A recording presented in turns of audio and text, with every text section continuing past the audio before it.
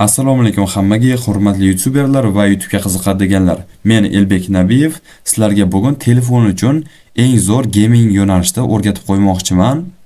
Ya'ni telefonda qilinadigan mashina o'yini bo'ladi. Buni hozir batafsil gaplashamiz. Agar siz kanalimda yangi bo'lsangiz, kanalimga obuna bo'lib qo'ying. Men Amerikan yo'nalishlarida telefonda qanday qilishni 100% bepul darslar orqali o'rgatyapman. Avvalgi videolarimda mana Macwing yo'nalishini o'rgatgandim, ya'ni eng oson yo'nalishda va yangi trend chiqqan 2026-yil uchun eng zo'rlardan biri. O'sha darsliklarni ham ko'ringlar, balki ular sizga ko'proq ma'qul kelar. Demak, yo'nalishda obzorini boshlaymiz. Car Mega RAM Game desangiz chiqadi va filtrdan eng yangilarini tanlab olamiz. Ko'rishimiz mumkin, bu yoqda nima? Bu yoqda mashinalar bo'ladi, ya'ni tepalikka chiqib ketayotgan mashinalar xuddi GTA 5 ga o'xshaydi va shu kabi qiyinchiliklardan o'tadigan mashina o'yin bo'ladi.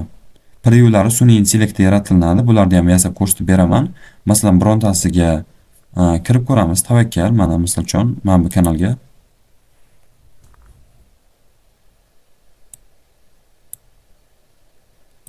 Videoni boshida ko'rib turibsizlar, mashina tanlayapti. Bu yoqda Spider-Man, ya'ni o'rgimchakning personaji, bu yoqda personajlarni ham tanlasa bo'lar ekan, mashinani haydaydigan va nomlanishi bunaqa. Nomlanishini ham sizlarga tashlab beraman. Videoni ozgina o'tkazamiz. Mana tanlab oldi bironta personajni. Personaj tanladi, endi mashina tanlaydi. Mana mashina haydayapti, qaranglar. Qiyinchiliklardan o'tyapti va mana chayka haydayapti hozir. Shunaqa poyga o'ynaydi. Buni o'ynash qiyin emas, yosh bolalar ham tushunadi, bemalol shuni o'ynab, ekran zapis qilib, 10-12 daqiqa, imkon qadar 8 daqiqadan uzun qilib, biroz montaj qilib qo'yib yuborishingiz kerak bo'ladi. Yana boshqa kanalda ham qaraymiz. Mana yanada yaxshiroq kanal bor bu yoqda, Nemo Gaming degan kanal. Bu kanalga obuna bo'lib qo'ysangiz bo'ladi. Videolarni tahlil qiladigan bo'lsak, bu yerda ham shunaqa. Faqat bu yoqda chaykamasdan mana qo'pol mashinalarni olib chiqqan. Prosmotrlar bomba. 1000 ta, 9000 ta, 59000 ta va buni taxminiy daromadi $1000 dan $4000 ekan. Va bu juda ham zo'r deb o'ylayman. Endi esa telefonda qanday qilishni o'rgatib qo'yaman. Do'stlar, undan avval sizlarga Telegram kanalimni tavsiya qilib o'tmoqchiman. Telegram kanalimda Telegram kirib Elbek Nabiyev deb yozsangiz chiqadi yoki kanalda profilda ham chiqadi. Men bu Telegram kanalimda yo'nalishlar haqida ma'lumot beraman. Masalan uchun bu yo'nalishni ham chiqarishdan avval aytib qo'ygandim. Ular ancha avval xabar topishgan. Undan tashqari avvalgi darsliklarimiz ham bor. Har hafta bepul jonli dars qilib, hammaning savollariga javob berib, yordam beraman. Kommentariyalarda ham, guruhlarda ham har doim hammaga o'zim javob berib chiqaman. Xullas, YouTube'da zo'r o'rganmoqchi bo'lsangiz, men Telegram kanalimga obuna bo'lib qo'ying va bu videoda CapCut Pro ni ishlatamiz. Kerakli sun'iy intellektni ishlatamiz-ku, o'sha montaj qilgan narsalarimni ham va bu o'yinni ham Telegram kanalimga tashlab qo'yaman. Boshqa joydan topa olmaysizlar. Unda darslikni boshladik, telefonga o'tib olamiz. Buning uchun biz avval o'yinni topib olishimiz kerak. Play Marketga kirib olamiz yoki App Store'ga. Demak, qidiruv bo'limiga o'tamiz. Buni hamma biladi.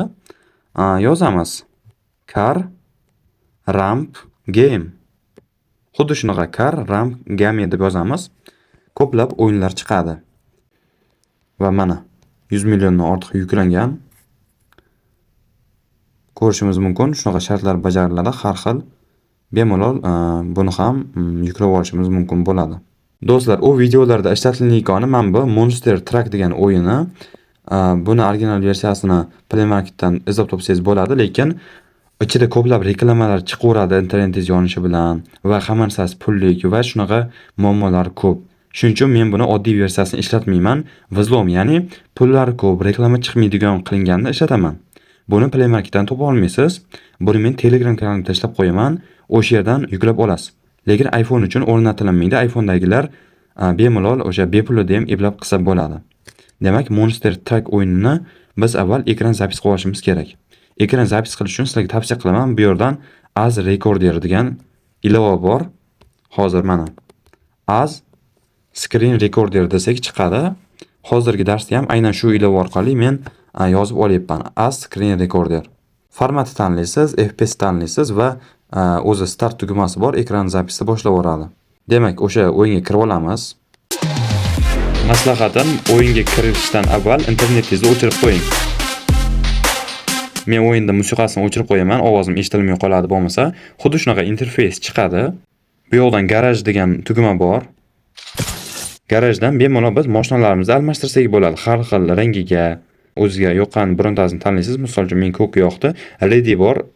Tanlaymiz. Buni o'yin o'ynab ko'rgan hamma tushunadi bemalol. Va play tugmasini bosib o'yinga kiramiz. Bosqichlar bor. Birinchisini tanlaymiz. Va yana mana shu ochiq rasmni tanlaymiz birinchisini. Va yana bir bor playni bosamiz. O'yinda ichiga olib kirib ketadi. O'yin quyidagicha boshlanadi, manzaralarni ko'rsatadi. Yuqoridan skipni bosib o'tkazib yuborsangiz bo'ladi, lekin o'tkazib yubormang. Videoyimiz qiziqroq chiqishi uchun bular kerak. Va shunday boshlanadi. Personaj tanlaymiz. Bu yoqda maymun bor. Selectga bossak tanlaydi. Keyin oddiy odam bor, o'rgamchik odamda ikki xil rangi bor. Menga shunisi yoqdi, shunisini tanlayman. Ikki dona tugma bor. Joystick bilan biz o'yinga chapga yurgizamiz, to'g'riga, orqaga va mashina tanlashimiz kerak. Qaysi mashinani tanlasak, o'sha zahoti o'shanga minamiz va o'yin boshlanib ketadi. O'yin qo'limizda o'ngga chapga surib ekranni boshqaramiz. Va mashina oldiga bossak, eshikda rasmi chiqadi o'ng tarafdan. Menga eng oxirgi mashina yoqdi, shunisini minaman. Mana eshikda rasmini bosaman. O'sha zahoti poyga boshlanib ketadi. Narigisida odam paydo bo'lib qoladi. Reski bosib poygada yurishimiz kerak. Lekin tezligida haddan ziyod oshirib olmaymiz. Bo'lmasam juda uzoq uchib ketib qolamiz. Lekin tezlik past bo'lsa ham bo'lmaydi. Mana marraga yetib keldik, aylanib turiklar qilib, mana chiroyli syomkada o'zi o'yin qilib berdi. Va bunaqa ortiqcha joylarni biz kesib tashlaymiz. Kamida 3-4 marta o'ynaymiz 8 minutli video bo'lish uchun, 10 minutli bo'lish uchun.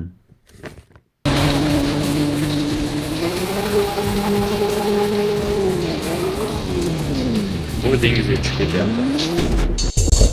Afsuski mana yutqizib qo'ydik. Demak, o'yinda ham to'g'ri o'ynash kerak. Buni montajga kelsak, shunchaki CapCut'ga kirasizda, CapCut ilovasini ochib, videoni tashlab olasiz. Oddiy, hech qanaqa siri yo'q. Boshidan o'sha kirganingiz va kerak joylarni ozgina kesib tashlaysiz va eng oxirini ham kesib tashlaysiz. Muhimi, o'ynagan o'yinlaringizni bir-biriga ulab ketishingiz kerak. Montajda deyarli hech qanaqa qo'shimcha narsa talab qilinmaydi. Oddiy videoni qirqib qo'ysangiz bo'ldi. Videoni 8 minutdan uzun qilishingiz kerak. Lekin ko'p kishi buni aynan previewsida qiynaladi, previewsini yasay olmaydi. Hozir men qanday qilib buni previewsini yasashni o'rgatib qo'yaman. Buning uchun raqobatchilarni topib olamiz. Google ga kirib car ramp game deb yozamiz va YouTube va image bo'limiga o'tamiz. Mana bu rasmlar bo'limiga qaraymiz, mana rasmlar kelib chiqadi. Bu yerdan bironta rasmni yuklab olishimiz kerak. Masalan, menga bunisi yoqdi. Bu boshqa odamning videosining ustidagi preview, buni unutmanglar.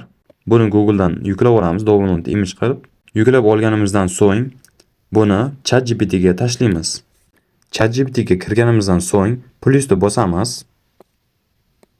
va o'sha rasmni yuboramiz.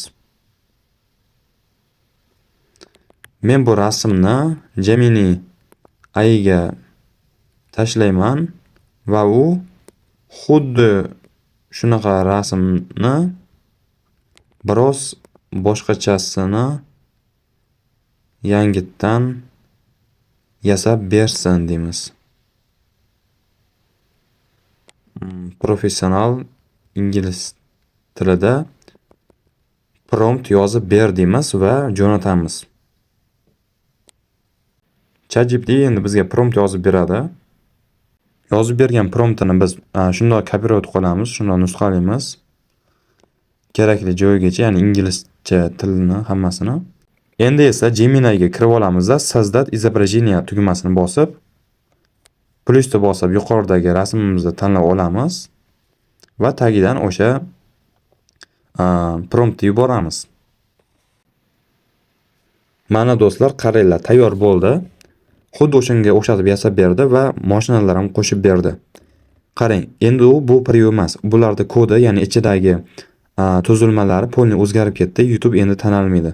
Hattoki tezlik ko'rsatkichlari va puligacha boshqacha qilib tashlagan. Ko'rishimiz mumkin. Demak, istalgan bironta previewni yuklab olasizda, tagidan mana shu promptni yuborasiz. Men bu promptni Telegram kanalimga tashlab qo'yaman va tayyor rasmni yuklab olamiz.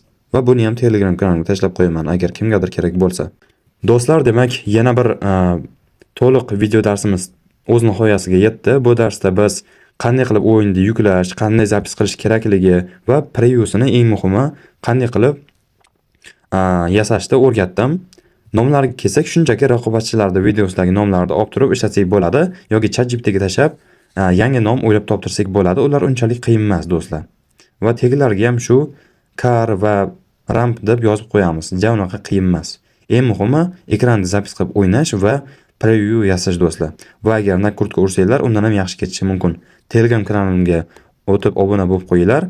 Keyinsa bir qanaqa yo'nalishda bepul darsni chiqaring, kommentariyaga yozib qoldiringlar.